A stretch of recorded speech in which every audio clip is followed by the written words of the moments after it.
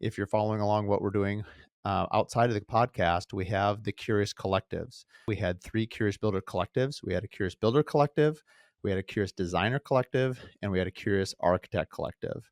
Basically, what this is we get small groups, no more than 30. You get into tables of 9, and we have set topics of discussion. You can see everything that you want on the website at curiousbuilderpodcast.com. You can also find it in other cities. So the collective is going into Phoenix. Brad Levitt is going to be hosting a Curious Collective down in Phoenix, Arizona. We're going to have Brad Robinson and Vince Longo leading a collective in Atlanta, Georgia. And we're going to have David and Angela Pensky down in San Antonio, also leading a collective. And a few other states are coming online later this year, as well, of course, as Minnesota. So if you're interested in getting together with like-minded individuals, this collective is kind of somewhere between what we do at the Contractor Coalition that you hear me talk a lot about. It's also kind of a hybrid of what you see at Builder 20s. So it's a really open format, very much embracing collaboration or competition. If you want to further your education, if you want to increase learning from each other, you definitely want to find out more about these collectives. If anyone is like me and small builders, small business owners that are thinking about this, like, I bet you a lot of people don't plan. I think they just go by how they feel. And I'm not saying that's all bad either. I think planning is really important, but don't forget to use your gut.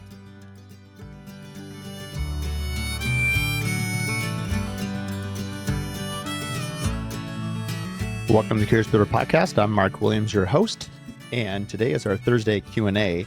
And I was just chatting with my buddy Drew Beeson from Drew Beeson Art. His episode aired on the Curious Builder Podcast if you want to hear it. And we were just talking about the seasonality of business, and that's really what the whole point of this little 20-minute segment is going to be. And we were just joking about how, for me personally, last year, 24, was maybe one of the hardest years I've had in business outside of maybe 2009 and 10. Just really weird. I had maybe 4 or 5 jobs that slid off or canceled. And it was a real scramble. Obviously, from a marketing standpoint and stuff that we were doing on the Curious Builder, things were going great. But in my building company, things were much slower than I wanted them to be. We had to lay off a few people last Christmas, which is not enjoyable, especially not that time of year. And yeah, it was just kind of a downer year. You can be optimistic, but have some tough seas. And then this year, I'd say the last 30 days, we've picked up 2 new builds. They'll probably start this summer. And I had a feeling that 25 was going to be a really great year. And we're only a couple weeks into it, and it's shaping up to be a really great year. And we'll continue to build on that. And I was talking to Drew, and he had just mentioned he's an artist. If you haven't listened to his episode, it's worth a listen. It's just really interesting as Drew bucks a lot of stereotypes. A lot of times artists have these stereotypes that they can't make a career out of business. It's hard to be good at multiple things, to be an artist, to be that talented, but also be good at business.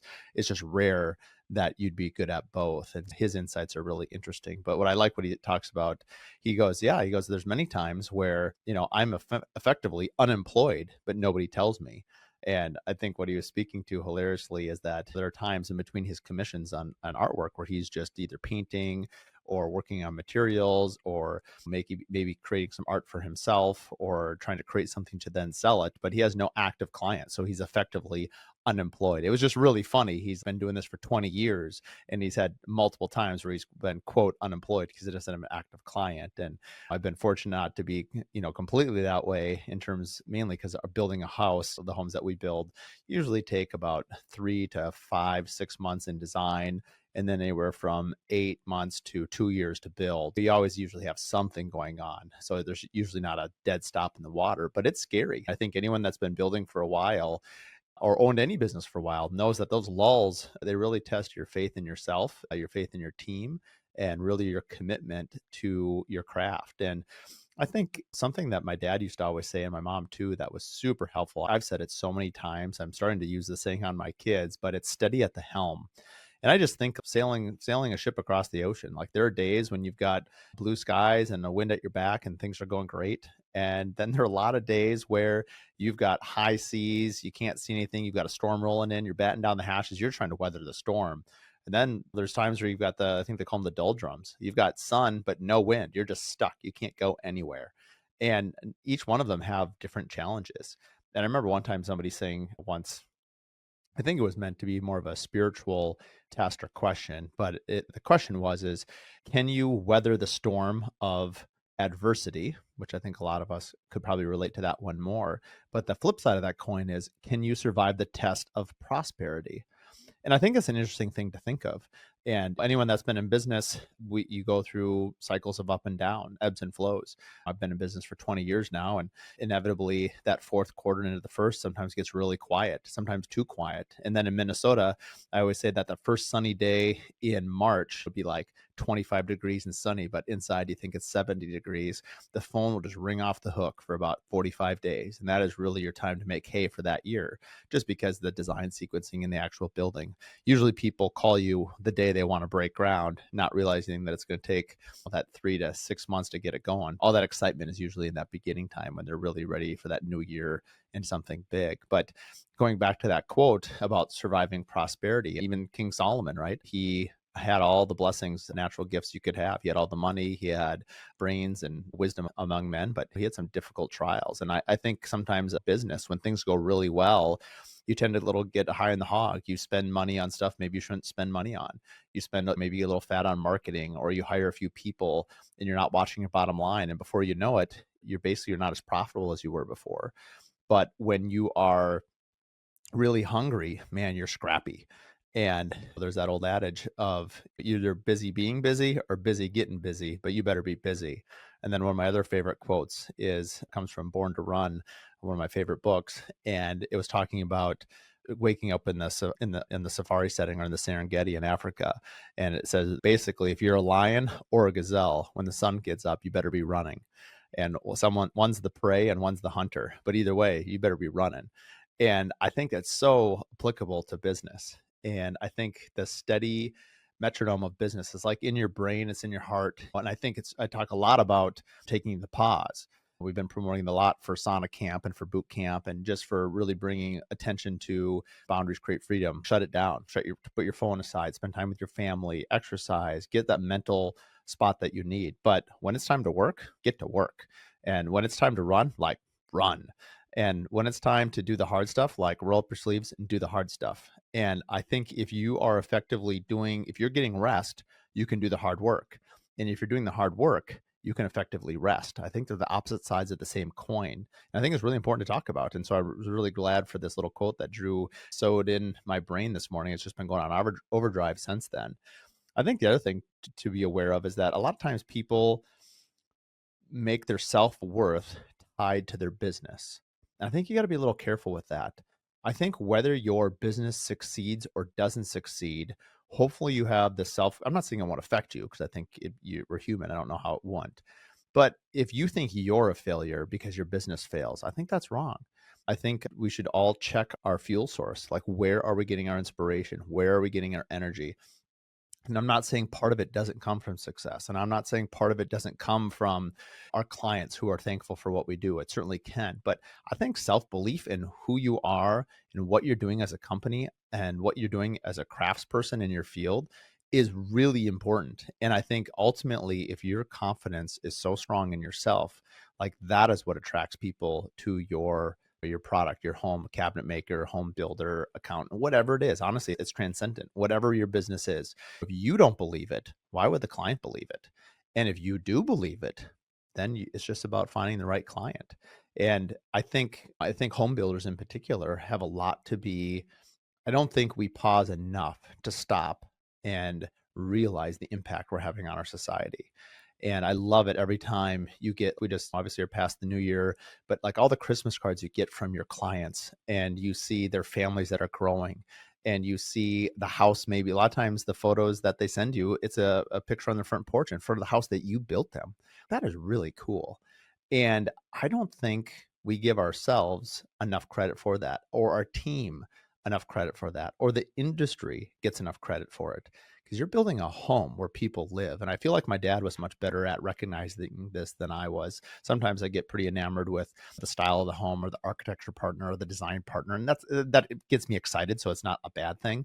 But like realizing, like, whether it's a cardboard box or a $10 million mansion or more, like, it's a home, it's a roof over that person and their family's head. They're creating memories in it, and that's special. And the industry deserves to be complimented and rewarded and helped in creating these American dreams. They're really dreams for people. I don't think it has to even be an American dream. Like it's just a dream to own your home and to live in a home where you can be safe. Your kids can be safe. You can rest easy knowing that you're in a safe place. Like that's really important beyond, I think, what I even understand. I take it for granted, like many of us. And I think realizing that what we're doing for society is really important. It's fundamental. It really is a fundamental need.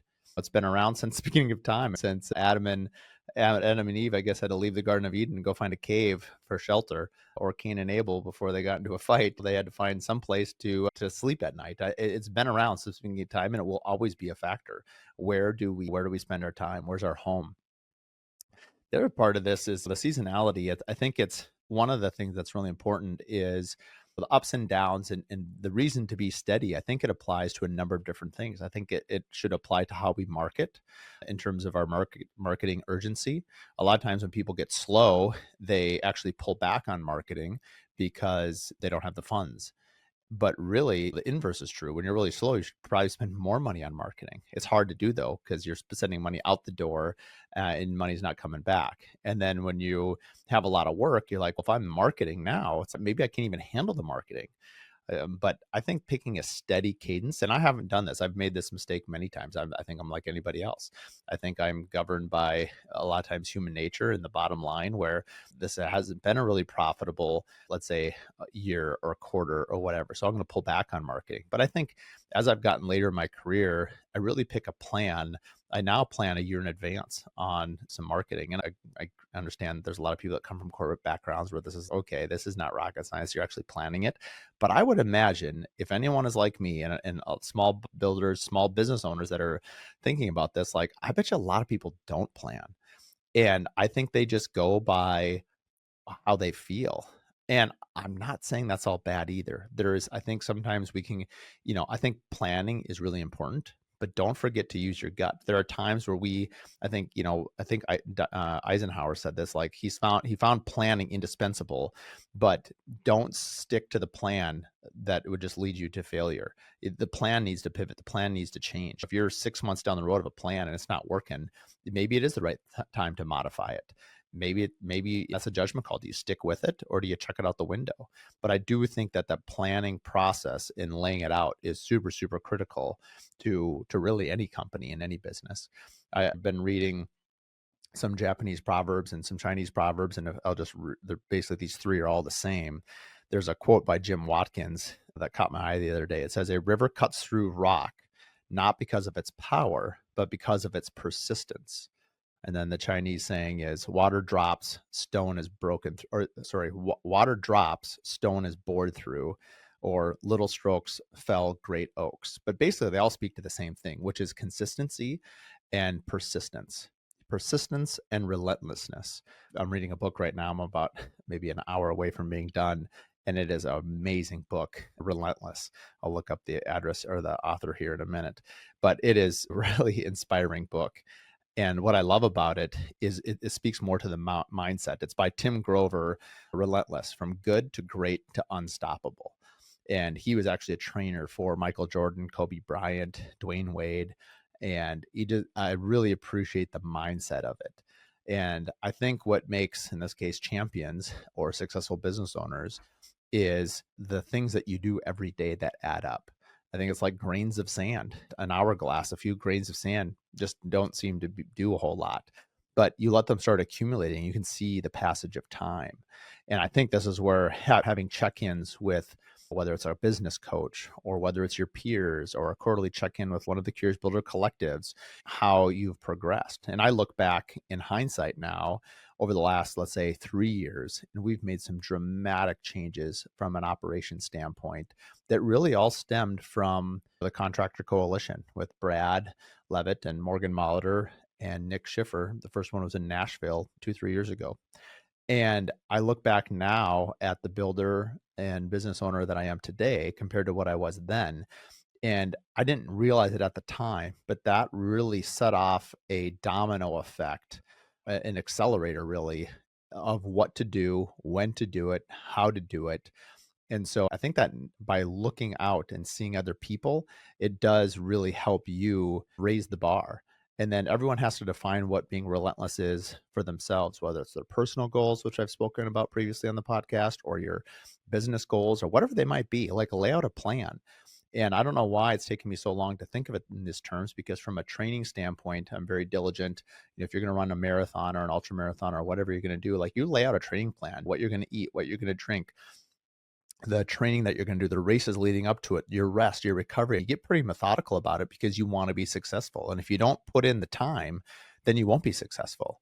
And I remember someone one time telling me about a test, and it was speaking about it in a different way, but he basically said that the test itself doesn't scare him. If he's done the preparation, the test is easy. But if he hasn't done the preparation, then the test is not very comfortable. And I think a little bit of a race, like if you show up to race day and you're ready, like, you did the training, like, eventually everyone will know, because the stopwatch doesn't lie or the scoreboard doesn't lie when you show up, if you're ready or not. Did you put in the hard work?